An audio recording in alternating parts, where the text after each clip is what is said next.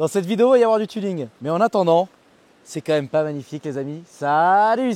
J'espère que vous allez bien. Aujourd'hui, on se retrouve à Sainte-Enimie. On est en Lozère. Ne me demandez pas ce que je fais ici. C'est juste magnifique. C'est un des villages les plus beaux que j'ai vu de toute ma vie. Et c'est ici en France quand même. Pour l'occasion, on présente aujourd'hui ma RS7, donc de 2014. Elle abrite un V8 4 litres biturbo qui développe 560 chevaux et 700 Nm de couple. C'est pas la PAC Perf. La PAC Perf a 605 chevaux et 750 Nm de couple. Je vous rassure, vous verrez bientôt sur une vidéo chez Shiftech qu'elle a vraiment la santé. Je vous invite à aller voir la vidéo qui sort dans quelques semaines. Pour vous situer un peu dans le délire, elle a 47 chevaux fiscaux. J'en place juste une pour mon assureur qui est un boss de ouf. Ses coordonnées sont dans la description. Monsieur Astier, vraiment merci. Parce que ça a été très compliqué de trouver une assurance pour la voiture. Si vous avez une assurance qui est trop chère ou quoi que ce soit, n'hésitez pas, ses coordonnées sont dans la description. Elle est équipée de disques ventilés percés de 420 mm à l'avant, 6 pistons et à l'arrière d'un disque ventilé percé de 370 mm monopiston. Tout ça pour freiner une tonne 930 kg, à savoir la RS6 fait 5 kg de plus. Voilà, tout simplement. On pouvait s'attendre qu'il y ait une grande différence entre les deux voitures, pas du tout. 5 kg. La voiture encore une fois est là, c'est tellement beau. Oh là là, je suis choqué. Et comme d'habitude, on va aller au niveau du coffre. Et oui, j'ai déployé le petit aileron. Avant d'ouvrir le coffre, Even Park Automobile. C'est aussi grâce à eux que j'ai eu la voiture. Un grand merci à eux. Eux, ils font de la reprise de voiture, du financement, bien sûr des véhicules d'occasion, avec une garantie de 12 mois. Et voilà, je voulais énormément les remercier. Eux, leur Instagram est aussi dans la description. Et c'est très important de s'abonner à leur compte. En tout cas, en ce moment, il y a encore le concours de l'iPhone. Au cas où. Coffre automatique, génial. Donc 535 litres contre 565 pour la RS6, soit une différence de 30 litres. Alors oui, effectivement, c'est pas du tout la même habitabilité, mais n'empêche qu'il n'y a pas une grande différence. On trouve ici un rangement. Ne me posez pas de questions. Elle a le pack Bose d'ailleurs en termes de son.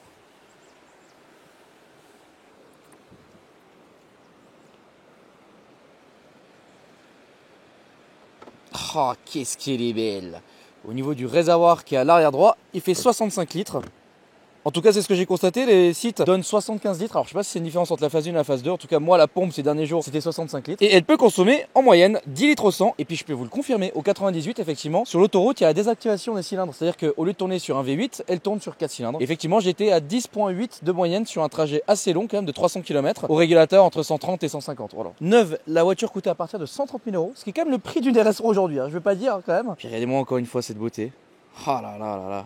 Qu'est-ce que je la kiffe. Avant de passer à l'intérieur, je voulais aussi vous parler forcément des modifications qu'on va faire avec Claudio et des modifications qu'il va y avoir au fur et à mesure du temps. Déjà, je voulais énormément vous remercier pour le fait que la vidéo soit en 19e tendance pour la première vidéo de l'année déjà. Tous vos retours extrêmement positifs. Des gens, voilà, la plupart étaient choqués, genre vous vous attendiez pas du tout à ce que je prenne ça. Je vais vous expliquer qu'il y a quand même un choix logique quelque part. J'ai été très étonné de voir vos commentaires par rapport à la configuration. En fait, le pack Helio, on va le garder. Les jantes vont être changées chez Claudio pour une teinte similaire. Les seules choses qui vont peut-être un peu changer, c'est le logo que j'ai envie de passer en noir. À voir si ça rend bien ou pas. En fait, tout ce qui est en chrome, l'enlever.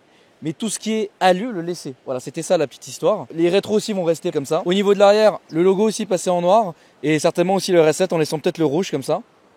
Qu'est-ce qu'elle est belle.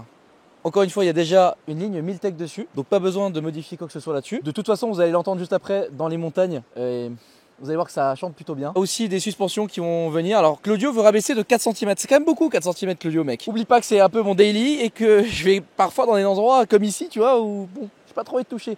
4 cm ça me paraît beaucoup. Je peux essayer de voir ce que ça fait, mais...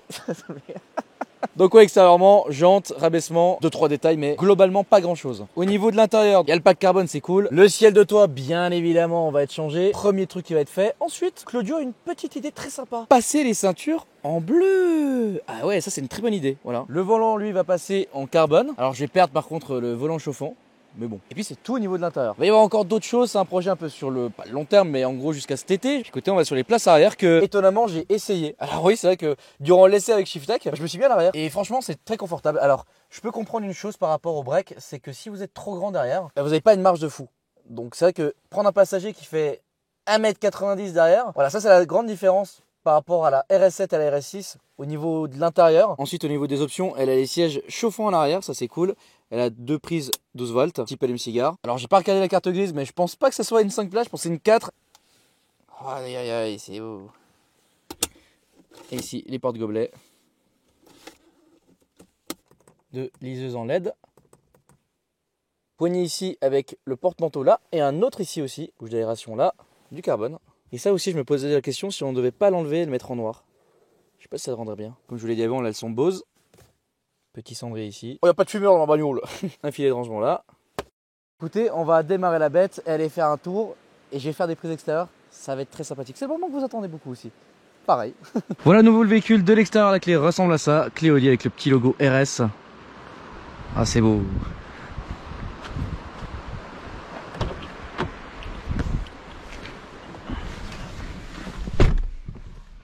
Le bouton du bonheur. Ok, alors là actuellement le véhicule est en dynamique, on va le mettre en confort. Je vais faire quelques rêves. Donc à 3000 tours minute, ce que ça donne, et en dynamique. C'est un peu différent. On va rester d'ailleurs en dynamique. Je crois que vous n'êtes pas près du son de l'extérieur. Alors, au niveau de la voiture, on a un affichage tête haute ici. Alors une petite spécificité, s'il y a des propriétaires d'RS7 et d'RS6, d'ailleurs je suis assez curieux d'avoir vos retours sur cette voiture, vraiment. Combien de kilomètres vous avez fait avec, la fiabilité, toutes ces choses-là. Je me suis déjà un peu renseigné sur les prix des diverses pièces en cas de changement. Une chose déjà qui m'étonne beaucoup, c'est au niveau des températures. La seule façon d'avoir la température d'huile, c'est sur ce menu. Alors, admettons, vous avez l'ordinateur de base ici, donc vous avez la date, etc. Donc là, vous voyez que sur l'affichage tête haute ou pas, j'ai pas la température. Pour avoir la température, il faut que j'aille sur chronomètre. Ici, là, je vais avoir la température d'huile qui est à 70 degrés actuellement ici. Et je vais avoir un rappel sur l'affichage tête haute. Le compteur qui va jusqu'à 320. Enfin bref, c'est génial. La caisse, c'est trop fou. Là d'ailleurs, j'ai le plein et m'annonce 490 km d'autonomie. C'est que j'ai un peu tartiné hier en fait.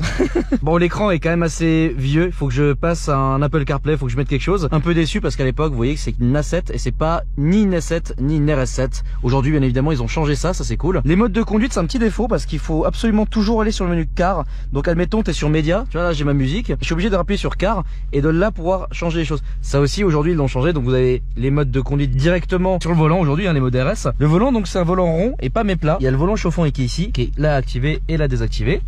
Régulateur de vitesse, adaptatif, l'écran qui peut être flip, voilà. Donc ça rend bien. Ici on a un piano black, du carbone et du cuir. D'ailleurs il y a aussi une touche de carbone là-bas, hein.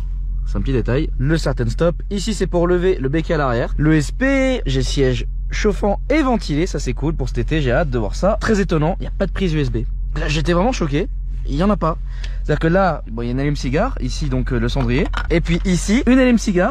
Et cette fameuse prise à l'ancienne. Génial. Qui ne sert à rien aujourd'hui. Bon, c'est là où on voit que le véhicule a quelques années quand même. L'accoudoir est adaptatif. Vous voyez, là, il est bloqué dans cette position-là, par exemple. Ça, c'est cool. Et il y a un petit rangement ici, donc ça c'est sympa aussi. Les deux porte-gobelets là, voilà comment c'est un peu fini. Et puis là-bas c'est du carbone, c'est propre. Deux profils conducteurs. Bon, le ciel de toit voilà qui va être changé. Ici toutes les veilleuses, donc c'est du LED, ça c'est vachement cool. On est quand même en 2014, il y a quelques éclairages d'ambiance, vous voyez qui sont rouges. Le Homelink. Et ici le porte-lunettes. Cette configuration c'est avec des sièges confort que je préfère aux sièges les nids d'abeilles. Je vous jure, qu'est-ce qu'ils sont confortables, c'est vraiment génial d'avoir ces sièges là. Et puis bah, écoutez les amis, on est parti. La suspension, comment elle devient dure quand vous mettez en dynamique, le changement est instantané, ça c'est clairement ouf. Moi en mode individuel que je vais d'ailleurs vous montrer tout de suite, j'ai mis ces options là. Donc regardez, moteur, boîte de vitesse, confort, réglage d'amortissement, confort, direction dynamique, dynamique, différentiel sport, dynamique, sonorité du moteur, dynamique, rétracteur de ceinture, auto, adaptative cruise control auto. Voilà, ça c'était à l'époque ce qu'il y avait en individuel. 0 à 100 en 3 secondes 9 et 0 200 en 12 secondes 2 d'origine. Donc c'est un monstre. Vraiment, je vous jure, sur l'autoroute. Et pourtant j'en ai essayé des voitures, mais même des RS6, etc. Mais je sais pas, le fait que ça soit là aujourd'hui à moi, je suis très étonné quand je suis sur l'autoroute. Et étonnamment, il y a un truc que je vais vous dire, c'est que je roule beaucoup moins vite qu'avant. C'est avec les autres voitures. C'est la voiture la plus puissante, mais la voiture avec laquelle je roule le plus gentiment. Ce qui est assez marrant. Ah, ce village il est tellement beau, je l'adore. La VMAX, ça dépend de quel pack vous avez. Normalement c'est 250, 270 et 305. Et théoriquement elle atteint 332 km/h. À vérifier sur certaines vidéos. Grâce aussi à la boîte auto ZF 8 rapports. Alors ce n'est pas une boîte double embrayage, contrairement aux dernières. C'est un convertisseur hydraulique. Et pas un convertisseur de couple, hein, c'est encore différent. Ça supporte énormément de charge. Et aussi une chose intéressante, c'est que c'est très smooth. Donc c'est une boîte simple embrayage. Et moi je suis difficile avec ça. Et je la trouve très agréable. Là on est actuellement en D, en individuel, donc, et on sent absolument pas les rapports de vitesse changer. Alors il y a aussi une reproque de boîte chez Shiftech, je vois encore plus de différence, mais déjà d'origine c'est vraiment parfait, c'est une voiture nickel par rapport à ça aussi. C'est donc une 4 roues motrices avec un autobloquant. Donc le Quattro, hein, vous avez aussi le signe Quattro ici. D'ailleurs sur les phases 2, vous l'avez sur la calandre et pas sur les phases 1. Pour finir rapidement sur le sujet de la boîte de vitesse, c'est le fournisseur ZF, qui est aussi le même fournisseur que BMW, en tout cas à cette époque-là. Donc c'est l'équivalent d'une Steptronic. Voilà, pour vous dire. Pour les passionnés de BM qui regardent cette vidéo. Enfin, je pense pas qu'ils regardent la vidéo parce que c'est une Audi. Voilà. Enfin bref, nous, ce qui nous intéresse, c'est dynamique. Ici, le mode manuel. Et là les gars, on se fait plaisir.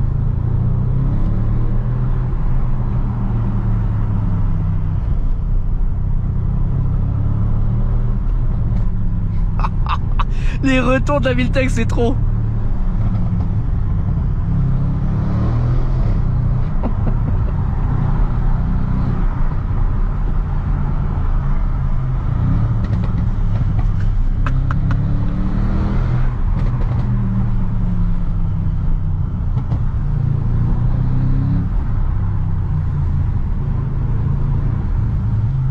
Aïe aïe aïe. Je voulais passer une très grosse dédicace à GMK sur cette vidéo parce que grâce à lui, j'ai à un moment donné de ma vie où j'avais perdu mon travail, j'ai gardé le sourire grâce à sa RS6 Viltech de l'époque, la camo, la phase 2. J'ai toujours rêvé d'avoir cette voiture, c'était mon rêve et aujourd'hui j'ai pu le réaliser. Voilà, je voulais vraiment lui passer une dédicace parce qu'il nous a vraiment fait rêver pendant des années et encore aujourd'hui d'ailleurs. Merci GMK.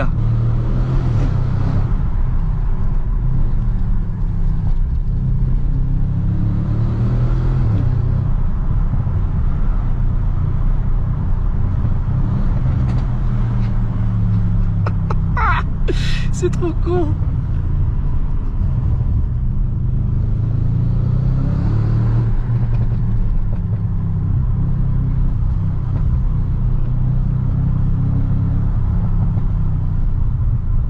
J'adore ces routes. T'es pas obligé d'aller trop vite pour se faire plaisir. Et honnêtement, les 2 tonnes, on les sent hein. Oh là là. Mais franchement, c'est du kiff.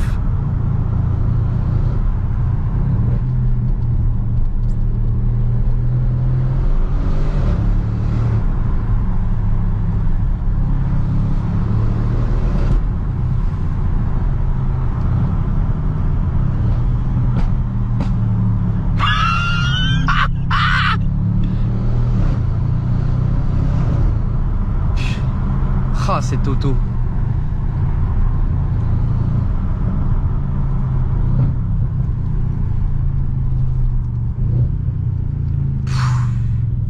C'est trop fou. J'espère que vous avez kiffé. Il est temps de vous faire écouter ça un peu de l'extérieur avant de finir la vidéo. Oh putain, ça souffle fort. Regardez ça. Qu'est-ce que c'est magnifique. Ah là là. Je sais pas quoi vous dire, à part merci les amis, vraiment.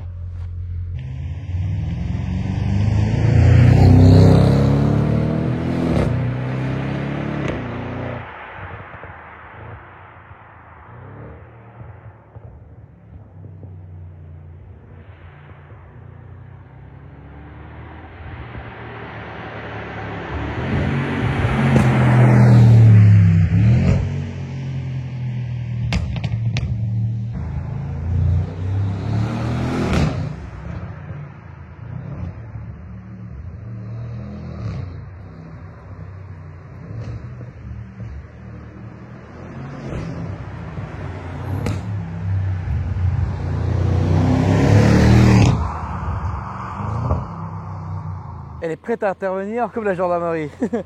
Mais écoutez, j'espère que ça vous a fait vraiment plaisir cette petite vidéo. Il était grand temps que ça finisse parce que là il commence vraiment à pleuvoir. Cette région en tout cas est sublime, tout comme cette voiture. N'hésitez pas à vous abonner pour être au courant des prochaines vidéos, sachant que surtout là, dans les prochains jours, je pars au Japon avec Claudio et ça va être complètement dingue. N'hésitez pas aussi à mettre un j'aime à cette vidéo. Et moi je vous dis à la prochaine pour de nouvelles aventures. Salut!